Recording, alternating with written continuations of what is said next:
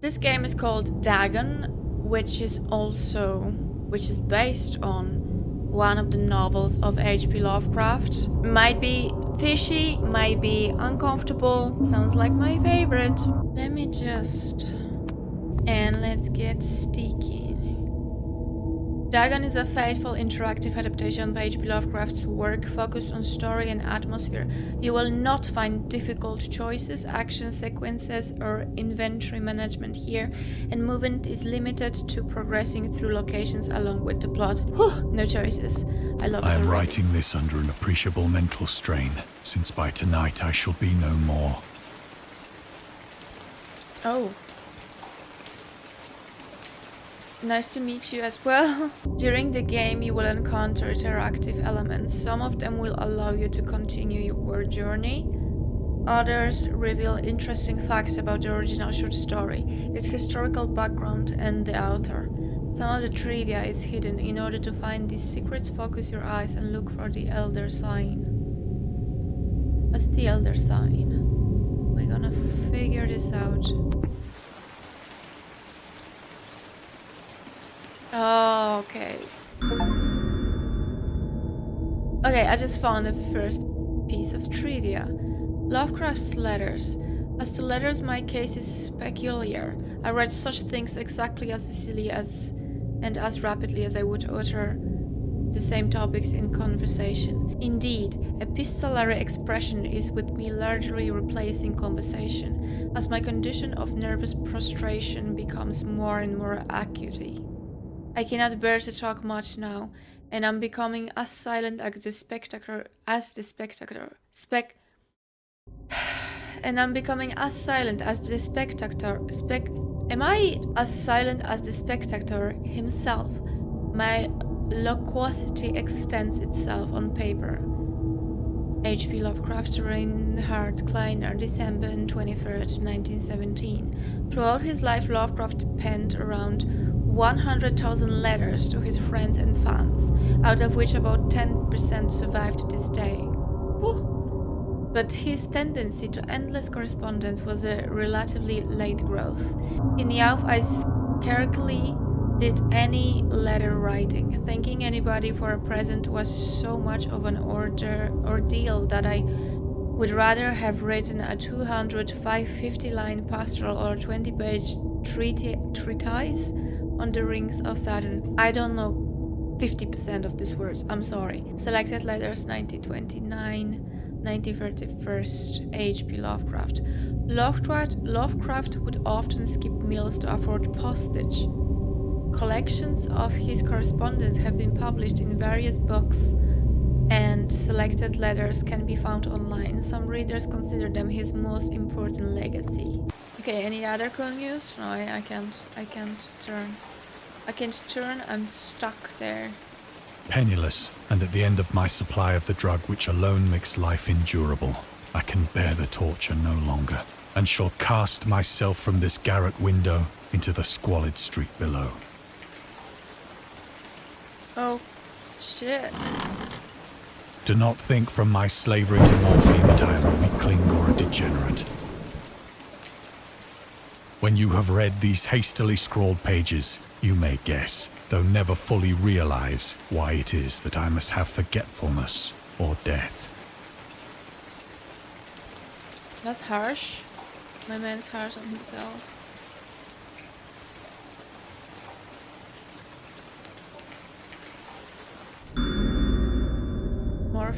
Morphine entered into use in the 19th century and was routinely administered to treat severe pain during the American Civil War and World War I. It was also sold without restrictions until 1914. Morphine became more popular after the invention of the hypodermic syringe around 1854. Frederick Turner, who first isolated the substance, originally named it morphium, after Morpheus, the Greek god associated with dreams.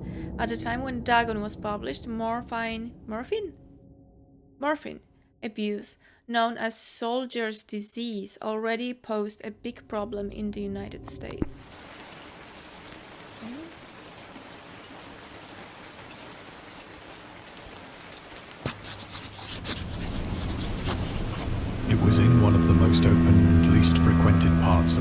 Pacific that the packet of which I was supercargo fell a victim to the German sea raider.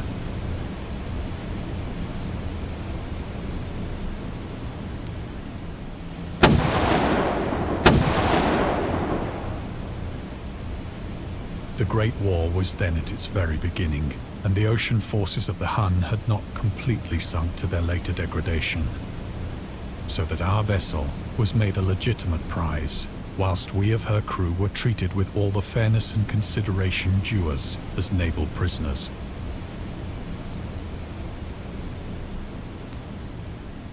Alright, so it's a point-and-click game. Showing the story, like going through the novel. The Huns. The Huns were Central Asian nomads who established a dominion in Europe and invaded the Roman Empire in the 5th century. They were known as brutal, deadly warriors and masters of quick raids who also developed powerful composite bows, lassos, and early siege weapons. During World War I, the British used the word Huns as a synonym for Germans in order to emphasize their brutality. However, the term originated when the German Emperor Wilhelm II gave a speech to his troops on 27 July before they embarked to China. Should you encounter the enemy, he will be defeated, no quarter will be given, prisoners will not be taken, whoever falls into your hands is forfeited. Just as 1,000 years ago the Huns under their king Attila made a name for themselves, one that even today makes them seem mighty in history and legend, may the name German be affirmed by you in such a way in China that no Chinese will ever again dare to look cross-eyed at a German. The refusal to take prisoners was a clear breach of the laws and customs of war adopted during the First Hague Convention of 1899. They didn't give a single fuck.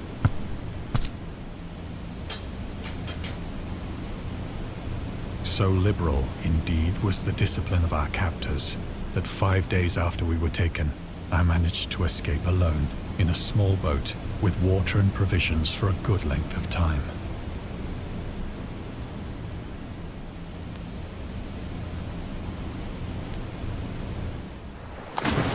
Escaping?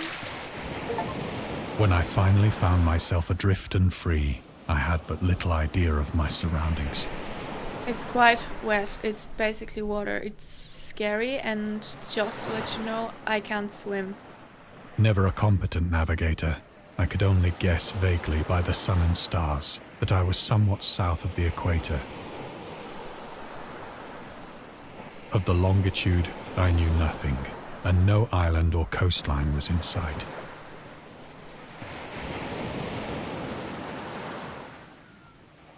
This is absolutely terrifying. Can you imagine? In this tiny boat? Nothing around? At night? I mean, it would be scary during the day as well. The weather kept fair, and for uncounted days I drifted aimlessly beneath the scorching sun, waiting either for some passing ship or to be cast on the shores of some habitable land.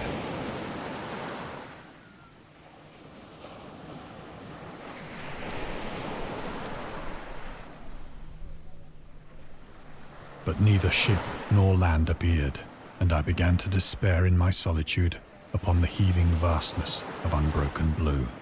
Jesus. What are these sounds? The change happened whilst I slept.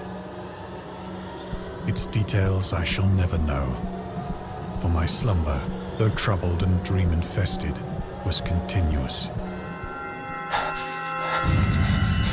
Oh dear. Yeah, things got slimy. Who are you looking at? When at last I awoke, it was to discover myself half sucked into a slimy expanse of hellish black mire, which extended about me in monotonous undulations as far as I could see. I'm being sucked. That's not great. And in which my boat lay grounded some distance away. Though one might well imagine that my first sensation would be of wonder at so prodigious and unexpected a transformation of scenery, I was in reality more horrified than astonished. For there was in the air, and in the rotting soil, a sinister quality which chilled me to the very core. The region was putrid with the carcasses of decaying fish, and of other, less describable things which I saw protruding from the nasty mud of the unending plain. It doesn't look like fish. It looks like a huge squid or something. Oh dear, there's loads of them. Perhaps I should not hope to convey in mere words the unutterable hideousness that can dwell in absolute silence and barren immensity. How did we get here? There was nothing within hearing, and nothing in sight, save a vast reach of black slime. Yet the very completeness of the stillness and the homogeneity of the landscape oppressed me with a nauseating fear. Yeah, I get why. The sun was blazing down from a sky which seemed to me almost black in its cloudless cruelty, as though reflecting the inky marsh beneath my feet. Oh. The origins of Dagon. Dagon seems to be inspired by Fish Head, a short novel by Irvin S. Cobb about unnatural affinities between a hybrid idiot, and the strange fish of an isolated lake. Supernatural horror in literature, H.P. Lovecraft, and Lovecraft's dream about a strange island emerging from the ocean and him crawling in the ooze that covered its surface. I dreamed that the whole Hades crawl and can yet feel the ooze sucking me down. In defense of Dagon, H.P. Lovecraft. I hate when it happens. Lovecraft's interest in the topic stemmed from his aversion to fish and sea smells. In his own words, I have hated fish and feared the sea and everything connected with it since I was 2 years old. But I cannot recall what earlier experience gave me such a profound and lasting aversion to the sea and seafood. I mean, still good remembering what you felt when you were 2 years old. Like, I can't relate to this, but I don't know if I was, you know, so anti-fish and sliminess and sea and smelly, fishy things when I was 2. Definitely when I was 7, 8.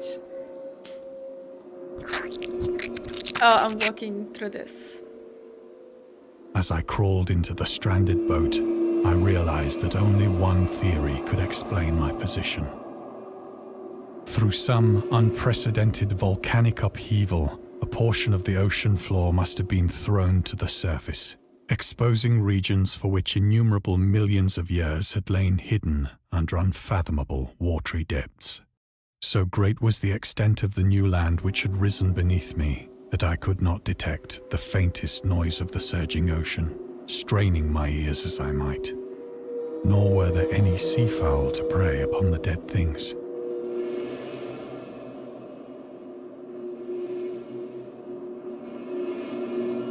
There's nowhere to go, from what I see. At least I have some flour. For several hours I sat thinking or brooding in the boat, which lay upon its side and afforded a slight shade as the sun moved across the heavens. As the day progressed, the ground lost some of its stickiness and seemed likely to dry sufficiently for traveling purposes in a short time. That night I slept but little, and the next day I made for myself a pack containing food and water, preparatory to an overland journey in search of the vanished sea and possible rescue. Where would you find a rescue here?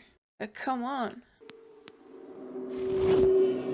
On the third morning, I found the soil dry enough to walk upon with ease. The odor of the fish was maddening, but I was too much concerned with graver things to mind so slight an evil, and set out boldly for an unknown goal.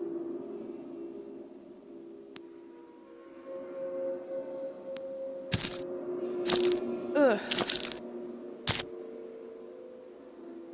All day I forged steadily westward, guided by a faraway hummock which rose higher than any other elevation on the rolling desert.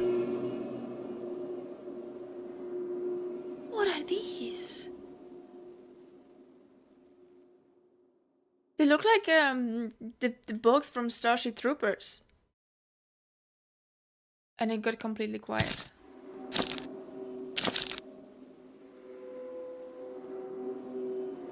It's a whale.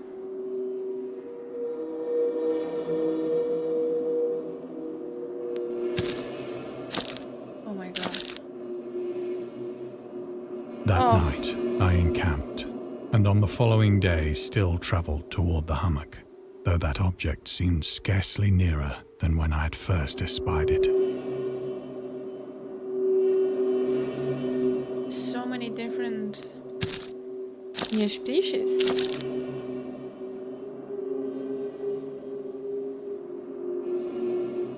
By the fourth evening, I attained the base of the mound, which turned out to be much higher than it had appeared from a distance.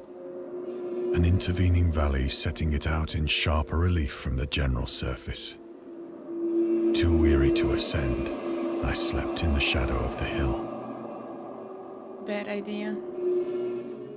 I know not why my dreams were so wild that night. Well, because you saw sea monsters and shit? But ere the waning and fantastically gibbous moon had risen far above the eastern plain,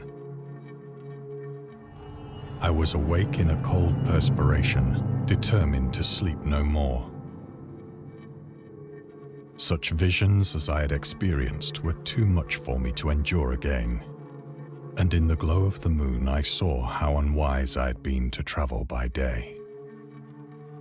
Without the glare of the parching sun, my journey would have cost me less energy. Indeed, I now felt quite able to perform the ascent which had deterred me at sunset. Picking up my pack, I started for the crest of the eminence. I can't even see the top. Okay, let's get this bread.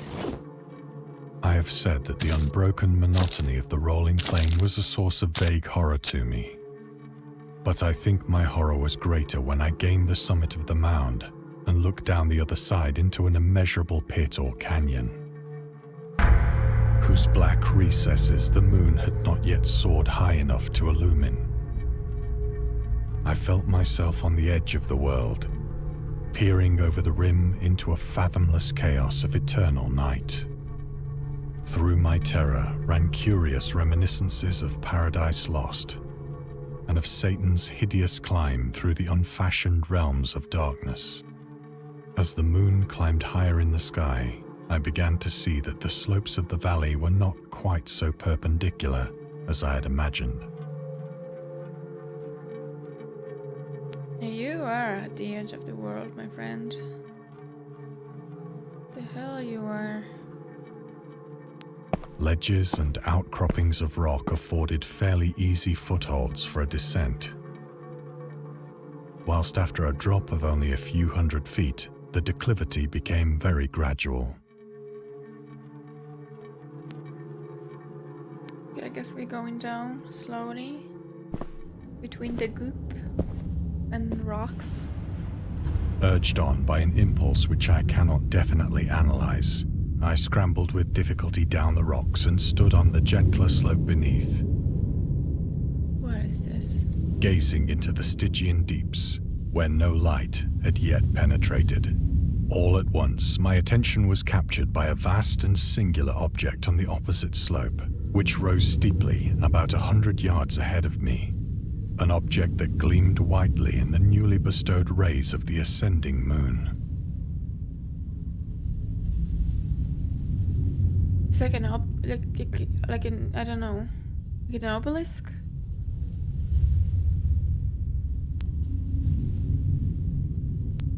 Okay, I'm silly. I'm going.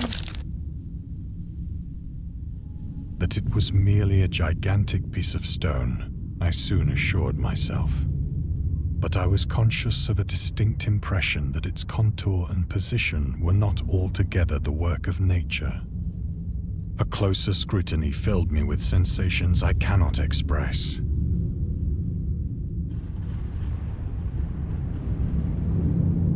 What's that noise?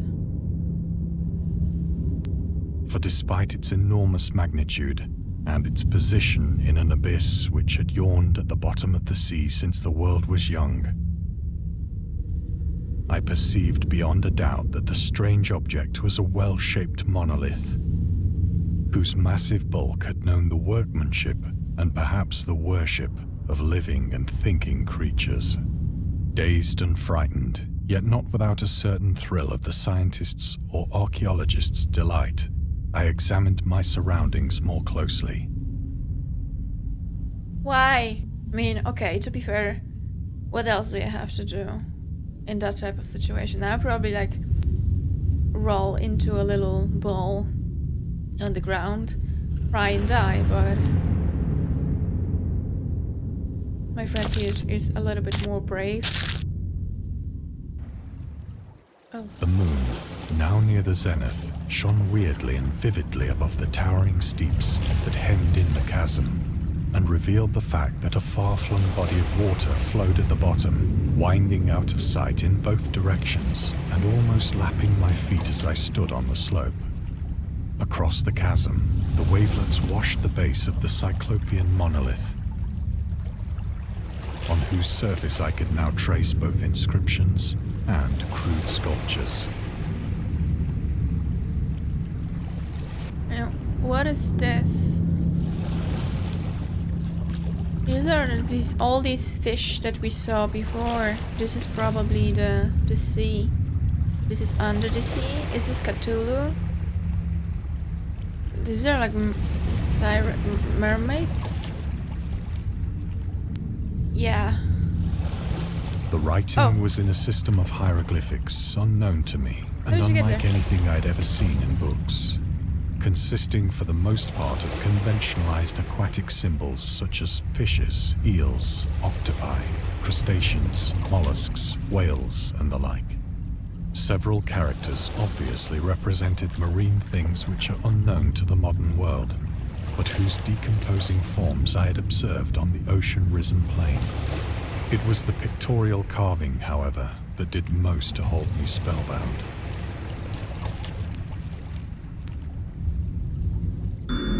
Storytelling methods. Dagon contains many themes and storytelling methods that Lovecraft developed in his later works, such as telling the story through carvings, as at the Mountains of Madness, The Nameless City. I read both. Amazing. Genres and characters note: The Shadow Out of Time, The Hunter of the Dark, Islands Emerging from the Ocean, The Call of Cthulhu, classics, or fictional beings and deities based on real events and mythologies. Mygo in The Whisperer in Darkness. Migo is also considered the origin of the popular Cthulhu mythos. Some of Lovecraft's other stories also conclude in a manner similar to Dagon, but let's skip the details in order not to spoil the ending. Alright. Plainly visible across the intervening water, on account of their enormous size, were an array of bas-reliefs whose subjects would have excited the envy of a doré. I think that these things were supposed to depict men, at least a certain sort of men, though the creatures were shown disporting like fishes in the waters of some marine grotto, or paying homage at some monolithic shrine which appeared to be under the waves as well. Of their faces and forms I dare not speak in detail, for the mere remembrance makes me grow faint. Grotesque beyond the imagination of a Poe or a Bulwer. They were damnably human in general outline, despite webbed hands and feet, shockingly wide and flabby lips, glassy, bulging eyes, and other features less pleasant to recall. Fish people. Curiously enough, they seem to have been chiseled badly out of proportion with their scenic background, for one of the creatures was shown in the act of killing a whale, represented as but little larger than himself. I remarked, as I say, their grotesqueness and strange size, but in a moment decided that they were merely the imaginary gods of some primitive fishing or seafaring tribe. Some tribe whose last descendant had perished eras before the first ancestor of the Piltdown or Neanderthal man was born.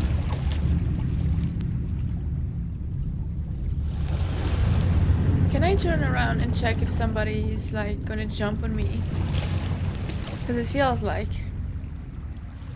Awestruck at this unexpected glimpse into a past beyond the conception of the most daring anthropologist, I stood musing whilst the moon cast queer reflections on the silent channel before me. Then, suddenly, I saw it. With only a slight churning to mark its rise to the surface, the thing slid into view above the dark waters. Dude, move back! Come on!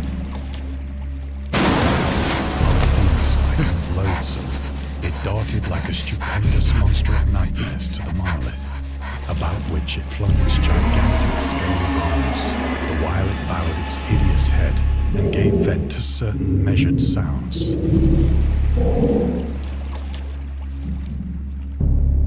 Okay. I think I went mad then. Well, I totally get that, man. I would literally just like scream and die. Of my frantic ascent of the sloping cliff and of my delirious journey back to the stranded boat, I remember little. Oh, you made it.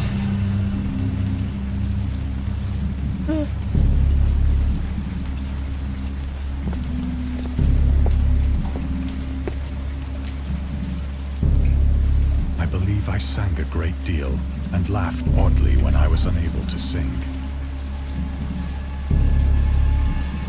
You are weird.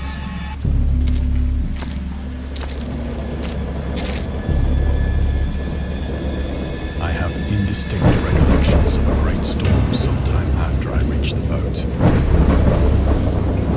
At any rate, I know that I heard pearls of thunder and other tones which nature utters only in her wildest moods.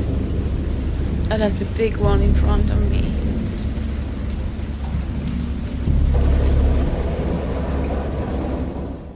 I fell asleep. It was When just I a came dream. out of the shadows, I was in a San Francisco hospital, Oh, brought thither by the captain of the American ship which had picked up my boat in mid-ocean. In my delirium, I had said much, but found that my words had been given scant attention. Of any land upheaval in the Pacific, my rescuers knew nothing, nor did I deem it necessary to insist upon a thing which I knew they could not believe. can you blame them? But how did I get here? Where are my legs?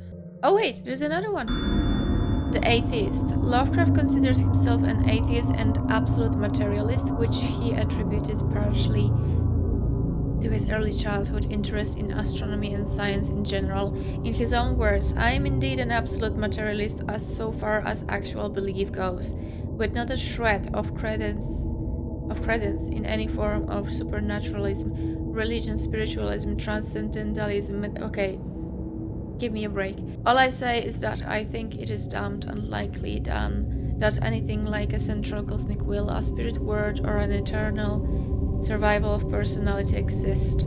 They are the most preposterous and unjustified of all the guesses which can be made about the universe, and I am not enough of hair splitter to pretend that I don't regard them as errant and negligible moonshine. In theory, I am an agnostic, but pending the appearance of radical evidence, I must be classed, practically and provisionally, as an atheist. Alright, I see. Okay, guess we're fine. Going out. We just opened the doors with telekinesis. Once I sought out a celebrated ethnologist and amused him with peculiar questions regarding the ancient Philistine legend of Dagon, the fish god. The fish god.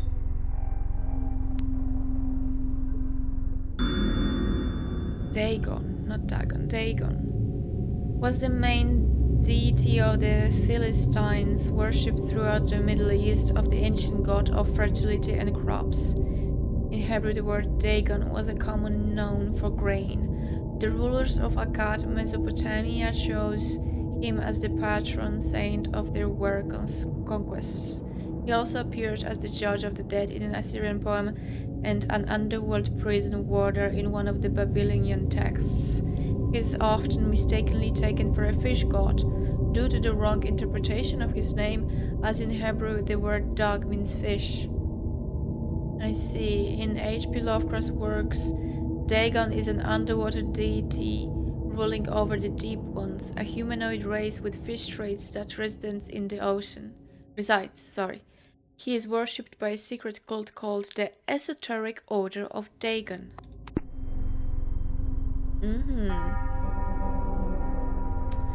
That's not Dagon. No more cool stuff. Okay, we just go crazy about the fish god now. Mistakenly named a fish god. But soon perceiving that he was hopelessly conventional, I did not press my inquiries.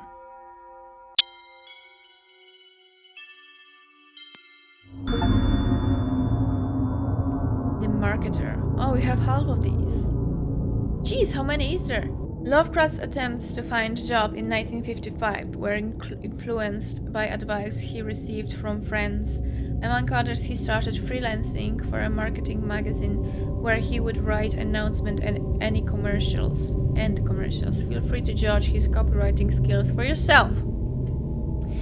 From an ad for Curtis Woodwork. Curtis Woodwork embraces both the usual structural units and the cleverest contrivances of built-in or permanent furniture, such as bookcases, dressers, buffets, and cupboards.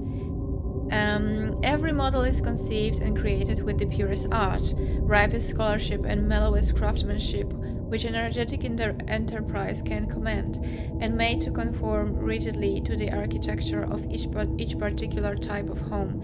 The cost, considering the quality, is amazingly low, and the trademark on the individual pieces prevents any substitution by careless contractors. Yeah, I would buy this one, for sure. Okay.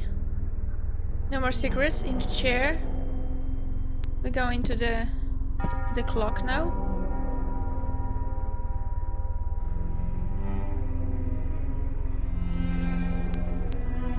Aha, there we go. The scientist.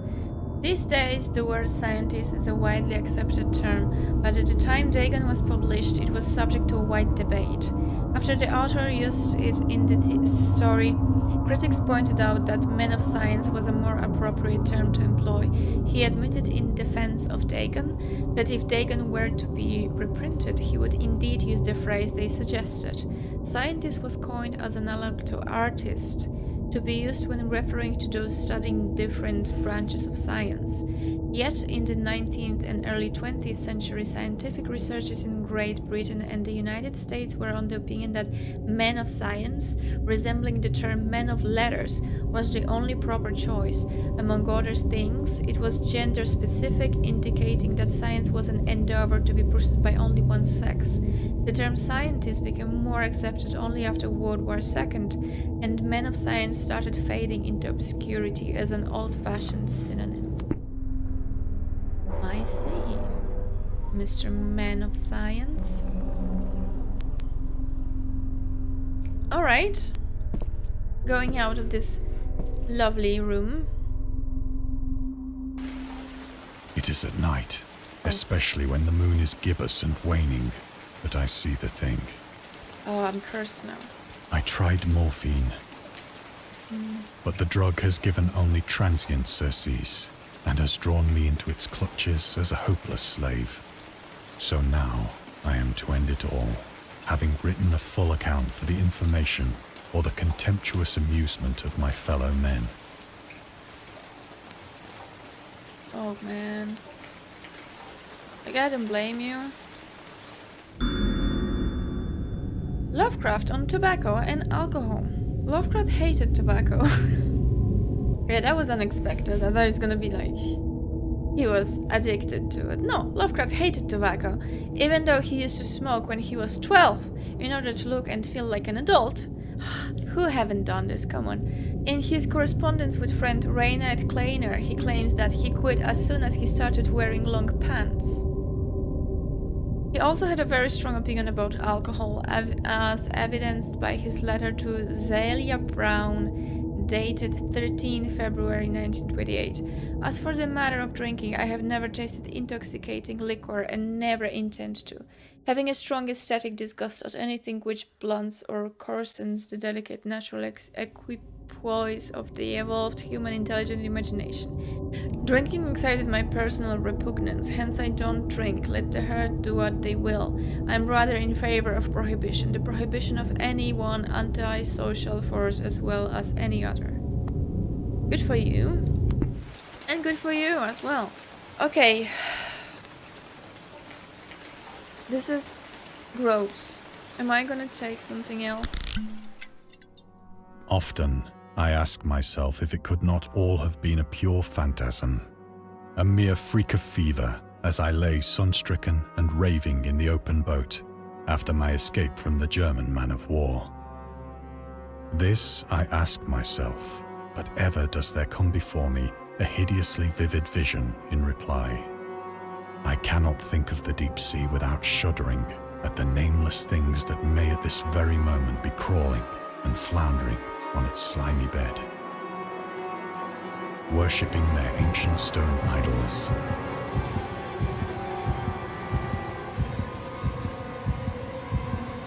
Why did you stop talking? I dream of a day when they may rise above the billows to drag down into their reeking talons the remnants of puny, war-exhausted mankind.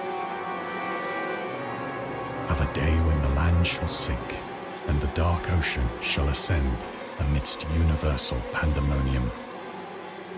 Oh my god, they're going to New York. It's Godzilla.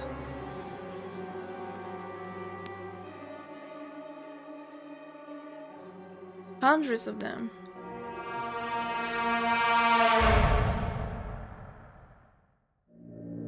The end is near. What? Oh no. The fishman is here. I hear a noise at the door, as of some immense slippery body lumbering against it. Yeah. They don't want to sell me insurance. I mean, nobody's here. There's literally nobody here.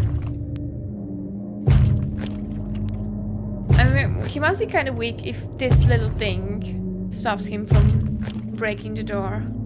It shall not find me. Oh my god, it actually did. God, that hand! Oh yeah. The window! The window! No, no, no, no, no, no, no, not the window. We say, go away. Oh jeez, do I really need to? Can I? Is this time? Is he gonna attack me? But I don't think, which floor is this?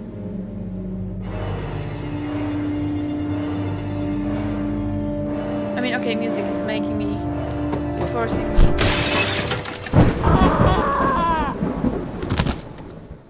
It wasn't first floor.